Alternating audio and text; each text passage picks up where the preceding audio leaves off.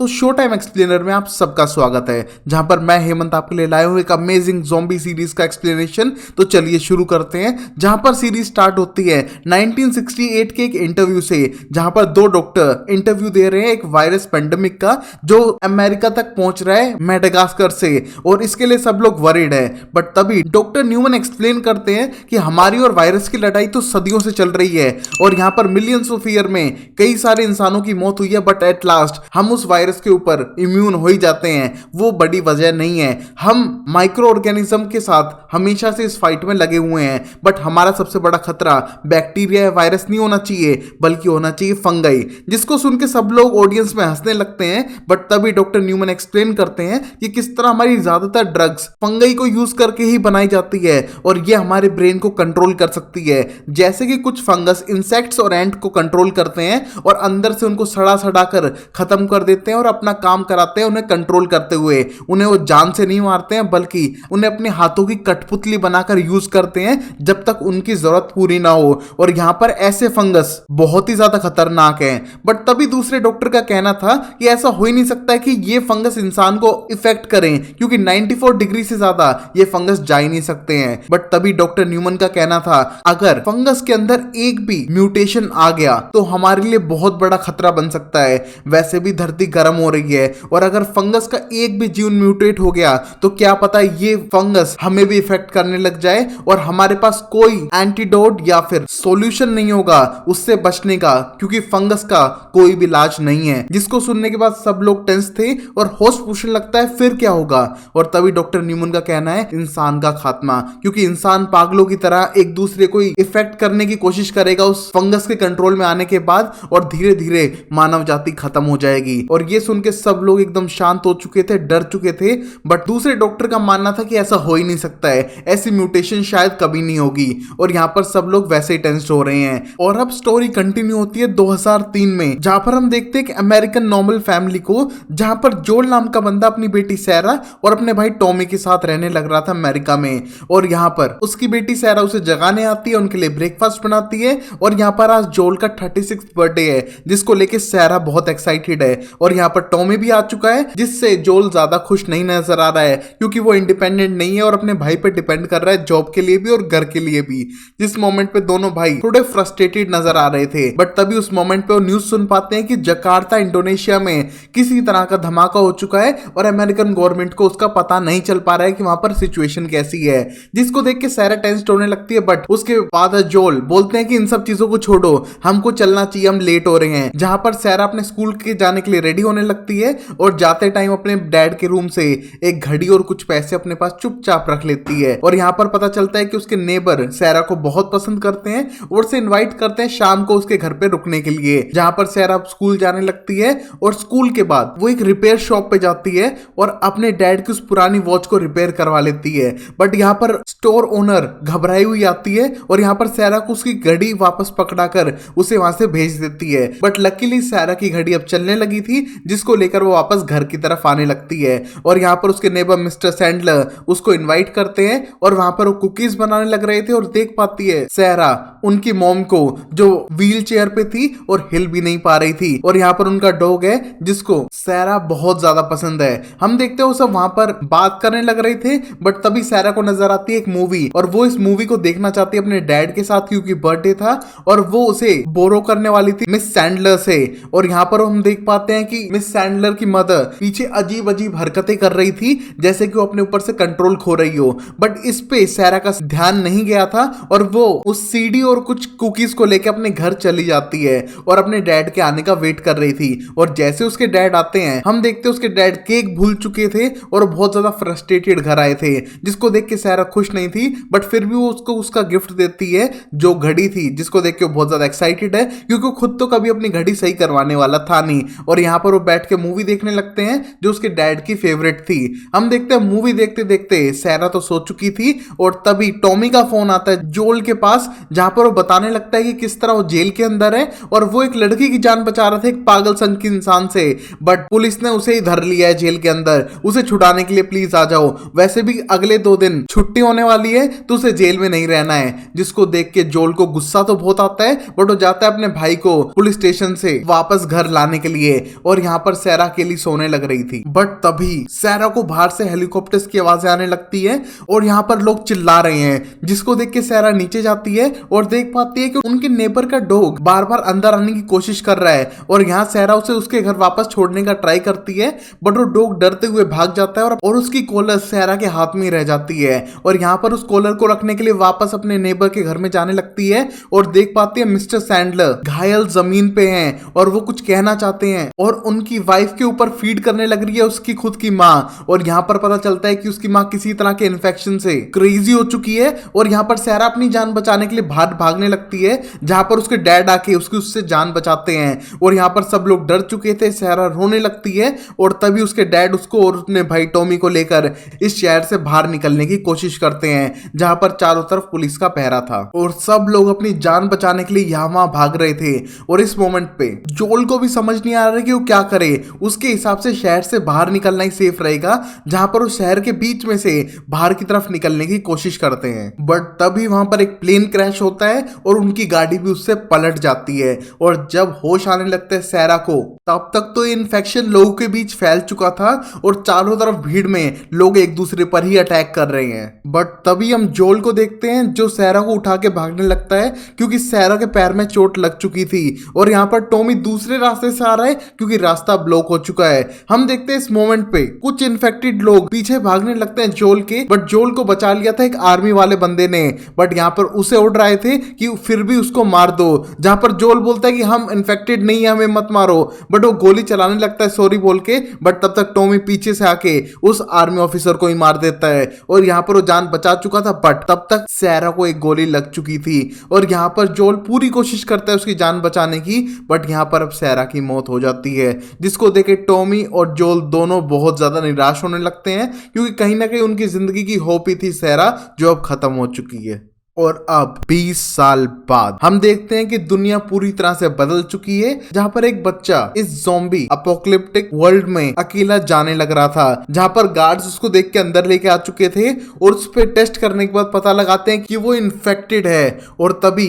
Guard थोड़े emotional होने लगते हैं, बट बोलते हैं बच्चे से कि वो रिलैक्स हो जाए और तभी उसको इंजेक्शन लगाते हैं शायद जिससे वो मर जाए, क्योंकि वो इन्फेक्टेड तो पहले ही हो चुका है और अगर वो ज़ॉम्बी में कन्वर्ट हो गया तो कहीं ना कहीं सभी के लिए खतरा बन सकता था, इसलिए शायद उसको इंजेक्शन से मार दिया। और ये देख के वो गार्ड बहुत ज्यादा इमोशनल हो रही थी, जहां पर हम देख पा रहे थे कि यहां से बाहर जाना भी मना है और अंदर लाना भी मना है विदाउट परमिशन, और जो लोग ऐसा करते हैं उन्हें पनिशमेंट मिलती है डेथ से। और बाकी लोग यहाँ पर लिमिटेड रिसोर्सेज के साथ रहने लग रहे थे और यहाँ पर पूरा मिलिट्री रूल है, जहां पर लोग अपनी मनमानी नहीं कर सकते हैं, रात को बाहर तक नहीं निकल सकते हैं। जहां पर हम देखते हैं कि जोल मरे हुए लोगों को जलाने का काम कर रहा था क्योंकि उन्हें दबा या फिर खुले में नहीं छोड़ सकते हैं, और इस काम से बाकी सब लोग तो डर भी रहे थे। जिस मोमेंट पे हम देखते हैं जोल ने नई लाइफस्टाइल अपना ली थी, जहां पर वो छोटे मोटे काम करके भी खुश था और यहाँ पर वो गार्ड्स को दवाइयां भी बेचने लग रहा है और यहाँ पर पता कर रहा है कि ट्रक कितने में है, उसकी बैटरी कितने में है, जैसे कि वो इस प्लेस से निकलना चाहता हो। और कहीं ना कहीं वो गार्ड से डील्स कर रहा था और पैसा बनाने के लिए, जिससे कि वो यहाँ से निकल सके। और वही हम देखते हैं टेस को, जो जोल की दोस्त थी, और उसको पकड़ लिया है कुछ बंदों ने क्योंकि वो बैटरी खरीदने वाली थी, बट हम देखते हैं बैटरी उसने किसी और को बेच दी और अपने बंदों से पिटवा दिया। बट अब उसे डर लग रहा है कि अगर जोल को पता चला तो शायद मेरी पिटाई पक्का होने वाली है। बट यहाँ पर टेस प्रॉमिस करती है कि वो उस पर अटैक नहीं करवाएगी, बस उसे यहाँ से जाने दे। बट तभी उस प्लेस पे होता है एक बड़ा सा धमाका फेडरल गवर्नमेंट का, जो कहीं ना कहीं सब लोगों को कंट्रोल करती थी और ये आर्मी रूल था। हम देखते हैं इस मोमेंट पे फायरफ्लाई करके एक ग्रुप है जो फेडरल के प्रोटेस्ट करने लग रहा है। हम देखते हैं इस मोमेंट पे उन लोगों को पकड़ के ले जाने लगते हैं, जहां पर टेसा भी पकड़ी जाती है और यहाँ पर उन्हें जेल में पटक दिया था। बट कुछ टाइम बाद वो छूट चुकी थी और वापस जोल के पास जाने लगती है, जहां पर हम देखते हैं जोल रेडियो कम्युनिकेटर के पास जाता है और उससे बात करने लगता है कि किस तरह अपने भाई टॉमी से कांटेक्ट कर सकता है। 3 हफ्ते हो चुके हैं, उसके बारे में क्या पता चला उसे, बट यहाँ पर उस बंदे को कुछ नहीं पता था। और यहाँ पर जोल उसे सप्लाईज देता है सिगरेट की, बाकी सब चीजों की, जिससे कि वो उसकी हेल्प करता रहे। और इस मोमेंट पे जोल फ्रस्ट्रेट हो चुका था कि अगर हेल्प नहीं हुई है तो अपने भाई टॉमी को खुद बचा लेगा, जहां पर वो बोस्टन से वेस्ट की साइड जाने की ट्राई करता है जिससे कि उस टावर का पता लगा सके जहां पर उसका भाई है। उस मोमेंट पे वो बहुत ज्यादा ड्रिंक करते हुए सो जाता है और जब उसकी आंख खुलती है वहां पर टेस थी और उसकी ये अजीब हालत देखकर गुस्सा करने लगता है, बट तभी उसे टेस शांत करती है और बताती है कि किस तरह उसे जेल में डाल दिया था फेडरल गवर्नमेंट ने, बट वो वापस आ चुकी है तो गुस्सा ना करे किसी के ऊपर भी, और हमको बैटरीज जो चाहिए थी शायद वो अब नहीं आ सकती हैं। और अब पता चलता है कि पूरा प्लान जोल का था कि इन ट्रक्स के अंदर बैटरी डाल के उन्हें चलाए और यहां से सीधा ले जाए अपने भाई टॉमी के पास जिससे कि उसकी जान बचाई जा सके या फिर उससे कॉन्टेक्ट ही हो जाए, जहां पर टेस उसकी हेल्प करने लग रही थी। अब वही हम देखते हैं फायरफ्लाई ग्रुप को जिसने वेरोनिका नाम की बच्ची को किडनैप कर रखा है और यहाँ पर उसको खाना तो दे रहे हैं बट उस पर टेस्टिंग हो रही है कि वो नॉर्मल बात कर पा रही है कि नहीं। बट हम देखते हैं लड़की बहुत ही ज्यादा बदतमीज और गुस्से में है क्योंकि उससे एक सवाल बार बार पूछा जा रहा है जो उसे बिल्कुल भी अच्छा नहीं लग रहा है। जिस मोमेंट पे हम देखते हैं फायरफ्लाई ग्रुप हर जगह अटैक करने लग रहा था फेडरल गवर्नमेंट को गिराने के लिए जिससे कि डेमोक्रेसी आ सके, बट वो अब तक कामयाब नहीं हो पाए पिछले 20 साल में भी, तो शायद उनका जीतना नामुमकिन है। उसी मोमेंट पे सब लोग को टेंशन थी कि शायद अगर वो पकड़े गए तो मारे जाएं और इसलिए उनकी लीडर मार्लिन प्लान करती है कि जितने भी फायरफ्लाई के लोग हैं उस लड़की को इंक्लूड करके वो सब चुपचाप यहाँ वहां धमाके करते हुए पीछे के रास्ते से इस कॉलोनी को छोड़ देंगे, जहां पर सब लोग सरप्राइज थे। बट यहाँ पर प्लान था मर्लिन के पास क्योंकि उसके पास सेलम के एक रेडियो टावर से सिग्नल आए थे और इस लड़की के बारे में कुछ इंफॉर्मेशन थी जिसको देख के बाकी लोग भी सरप्राइज हो जाते हैं और साथ देने के लिए रेडी थे। उस मोमेंट पर मर्लिन खुद वेरोनिका से मिलने जाती है और उसको बताती है उसका रियल नाम एली है और एक्सप्लेन करने लगती है कि किस तरह उसी ने उसे फेडरल स्कूल में डाला था, बाकी सब चीजों में इन्वॉल्व किया क्योंकि उसका लाइफ का पर्पस कुछ अलग है, कुछ स्पेशल है जिसके बारे में उसे फ्यूचर में बता देंगे। और आज रात को वो उनके साथ भागने वाली है तो उसके लिए बिल्कुल रेडी रहे। जहां पर पहले तो वेरोनिका रेडी नहीं थी बट अब वो रेडी थी मर्लिन की बात सुनने के बाद, क्योंकि कहीं ना कहीं मर्लिन चाहती है कि वो उनको सपोर्ट करे और उसको रीजन बताती है कि वो स्पेशल क्यों है और अगर ये बात किसी और को पता चली तो शायद उसकी जान खतरे में पड़ सकती है, तो ये बात किसी को ना बताए तो ज्यादा बेटर है। और उसको लेके यहां से जाने वाले थे आज ही रात को और उसी मोमेंट पे हम देखते हैं जोल और टेस पता लगा लेते हैं कि रोबोट नाम का बंदा जिसने उनकी बैटरी चुराई थी वो कहां पर होगा और उसके लिए वो पता करके चुपचाप बिल्डिंग के अंदर जा रहे थे उससे बैटरी वापस छीनने के लिए और उसको पटक पटक के मारने के लिए। और अब टेस्ट ले जाने लगती है जोल को एक सीक्रेट रास्ते से जहां पर वो बेसमेंट में होते हुए बिल्डिंग के बीचों बीच जाने वाले थे, जहां पर उन्हें नजर आता है एक ज़ॉम्बीफाइड फंगस और यहाँ पर वो पहले नहीं था, मतलब उसकी हाल ही में मौत हुई है और यहाँ पर वो फंगस के साथ बन के दीवार पे चिपक चुका है, तो मतलब यहाँ पर इन्फेक्शन है और उनको सेफ रहना पड़ेगा। जहां पर जैसे ऊपर जाने लगते हैं उन्हें ब्लड नजर आता है और खोल के देखते हैं तो रोबोट को किसी ने पहले ही मार दिया था उस बैटरी के लिए और यहाँ पर कई सारे लोग मर चुके थे। और पता चलता है कि ये बैटरी वो फायरफ्लाई ग्रुप को बेचने वाला था बट उसको इस स्कैम का पता चल चुका था और यहाँ पर रोबोट को गोली मार दी। और यहाँ पर इस मोमेंट पे जोल आगे बढ़ने लगता है मर्लिन की तरफ, बट मर्लिन जो को जानती थी और इसी मोमेंट पे एली अटैक करने लगती है जोल पे, बट जोल पटक कर मारता है एली को और उसका चाकू छीन लेता है उससे। इस मोमेंट पे मर्लिन साफ करती है कि बच्ची को हार्म मत करो, हम किसी का बुरा नहीं चाहते हैं। जिस मोमेंट पे जोल कहीं ना कहीं ब्लेम करता है फायरफ्लाई ग्रुप को कि उसके भाई और उसके बीच जितने भी कॉन्टेक्ट थे वो अब सब उसी की वजह से खत्म हो चुके हैं। बट तभी मर्लिन एक्सप्लेन करती है कि उनका एक जरूरी काम है और अगर उसे गोली ना लगी होती तो वो करती, बट अब जोल को ही करना पड़ेगा। जिस मोमेंट पे उसे एली को लेके जाना पड़ेगा इस सेफ जोन से बाहर जहां पर उसकी टीम वेट कर रही है एली का, और अगर वो वहां तक उसे पहुंचा देगा तो यहां से निकलने के लिए टॉमी तक पहुंचने के लिए उसे सारे हथियार ट्रक और फ्यूल सब कुछ वो प्रोवाइड करेगी। बस इस बच्ची को वहां तक पहुंचाना पड़ेगा। यहां पर कुछ ज्यादा ही गन वायलेंस हो चुकी है तो वो नहीं जा पाएगी इस मोमेंट पे क्योंकि उसे चोट भी लग रखी है। हम देखते हैं इस मोमेंट पे जोल रेडी तो नहीं था बट डील इतनी खराब भी नहीं थी तो इसके लिए रेडी होता है। बट उसी मोमेंट पे ऐसा बोलती है कि अगर हमको हमारे डील का पार्ट नहीं मिलेगा तो हम इस बच्ची को मार देंगे, जिसके लिए मर्लिन रेडी थी बट रिक्वेस्ट करती है जोल को कि इसको ध्यान से लेकर जाना फायरफ्लाई ग्रुप तक और वहां पर बहुत सारे खतरे होंगे और तुम उसको वहां तक पहुंचा दो तो उसके सिवाय उन्हें कुछ भी नहीं चाहिए। जहां पर अब जोल लेके जाने लगता है उसे उस सेफ्टी जोन के बाहर। और गाइस मोस्ट लोगों का मानना था कि अगर आप सेफ जोन में नहीं रहोगे तो सबसे पहले तो ज़ॉम्बी का खतरा है और अगर ज़ॉम्बी का खतरा ना भी हो तो लोग एक दूसरे को स्लेव बना रहे थे, मार रहे थे और एक दूसरे का यूज कर रहे थे। तो उन सब से बचने के लिए भी लोग सेफ जोन में रह रहे हैं और बाहर जाना इसलिए उन्हें अलाउड भी नहीं है। बट यहाँ पर जोल कर रहा है क्योंकि उसे अपने भाई टॉमी तक जाना था और अब प्लान के हिसाब से इन्हें रात को निकलना होगा और तब तक के लिए वो अपने फ्लैट पर ही वेट करेंगे।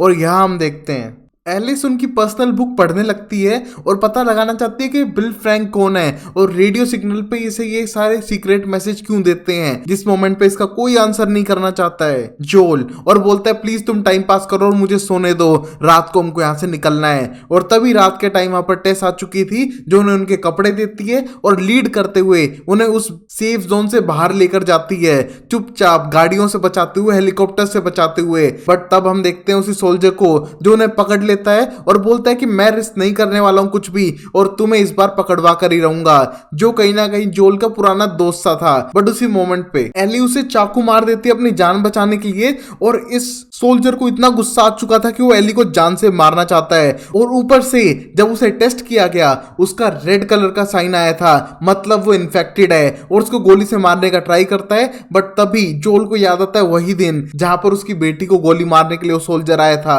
और उस दिन को याद करते हुए अटैक कर देता है अपने ही सो कॉल्ड फ्रेंड पे और मार मार के उसकी हालत खराब कर चुका है। और यहां से जाने की ट्राई करते हैं बट तभी टेस बोलती है कि गड़बड़ हो चुकी है, ये इन्फेक्टेड है। बट तभी एक्सप्लेन करने की कोशिश करती है बार बार एलिस कि वो इन्फेक्टेड नहीं है, ये 3 हफ्ते पुराना है, उसको ये इन्फेक्ट नहीं कर पाता है, प्लीज मुझे मारो मत। बट तभी हम देखते हैं इनके पास टाइम कम है क्योंकि यहाँ पर बाकी सब पुलिस वाले भी आ सकते थे। तो इसी हालत में एलिस के साथ यहाँ पर ये दोनों भागने लगते हैं टूटी हुई सिटी की तरफ जहां पर 20 साल में पेड़ों ने लगभग जगह को घेर लिया है और यहाँ पर ज़ॉम्बीज हैं और बाकी अलग अलग खतरे हैं। और इन सब से भिड़ते हुए वो इसको फायरफ्लाई ग्रुप को सौंप कराएंगे जिससे कि उनके पास कुछ हथियार और गाड़ी हो सके अपने भाई टॉमी को बचाने के लिए। और गाइस यहीं पर एपिसोड खत्म होता है। I hope you like it. अगर आपको अच्छा लगा तो वीडियो को जरूर लाइक करना जिससे कि मैं इसका एपिसोड नंबर 2 जल्दी ला सकूं। तब तक के लिए take care, bye bye, sayonara and Tata.